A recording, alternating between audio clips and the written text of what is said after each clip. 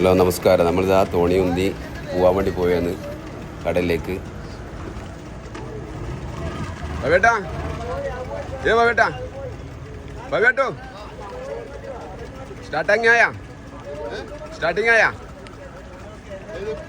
ആ പോവല്ലേ? വെളി വന്നില്ലേ? പോവാല്ലേ? ആ ഓക്കെ ഓക്കെ.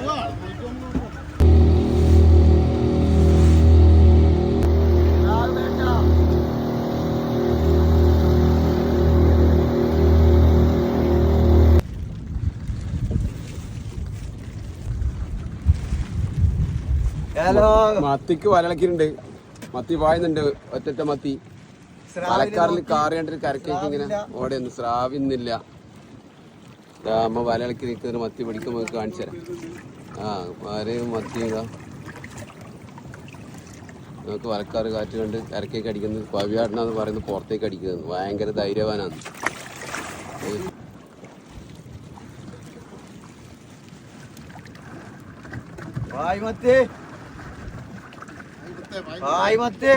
റഫീഖ് പറയുന്നത് മത്തി പായ് മത്തി മുട്ടിപ്പായിക്കുന്നേ മത്തി ചേർന്നിട്ടോ കേട്ടാ? ഓ മത്തി വലക്കുന്നത് മത്തി പായുന്നുണ്ടോ അവിടുന്ന്? ഓ തോണിക്കാറിൽ നമ്മളെ വള്ളക്കേക്ക് അടുത്ത് വരെയെന്ന് പോയ കേട്ടാ. ഇതാ തോണിക്കാറ് ഭാവിയാട്ടിന് ഇന്ന് പ്രത്യേകമായിട്ട് തുന്നായില്ലേ ഇല കോട്ടി അപ്പ. ഇതെന്താ അപ്പ പോയിട്ടാ? ഇലയപ്പ കാട്ട് വിശപ്പോയിട്ടുണ്ട്.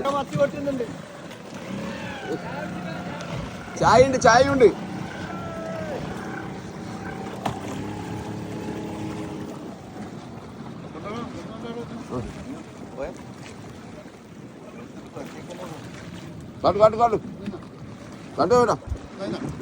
ബാബിയാട്ടം കൊണ്ടാന്നാണ്. പക്ഷെങ്കില് യൂക്കാലിപ്പീസിന്റെ ഇലയിലാണ് ഇത് ഉണ്ടാക്കിയത്.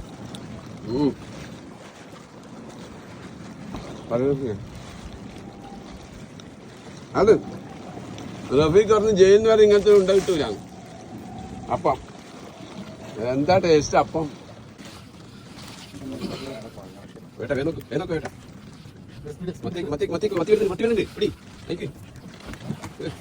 സന്തോഷം തന്നെ.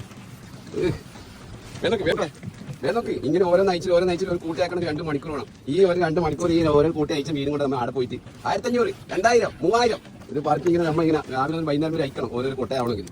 കേട്ടാ പച്ചവെള്ളം കിട്ടൂല. ആൾക്കാർ പറയുന്നത് മീൻ പോയിട്ട് ആടുന്ന് കോരിട്ട് വരുന്നത് എളുപ്പപ്പണിയല്ലേ.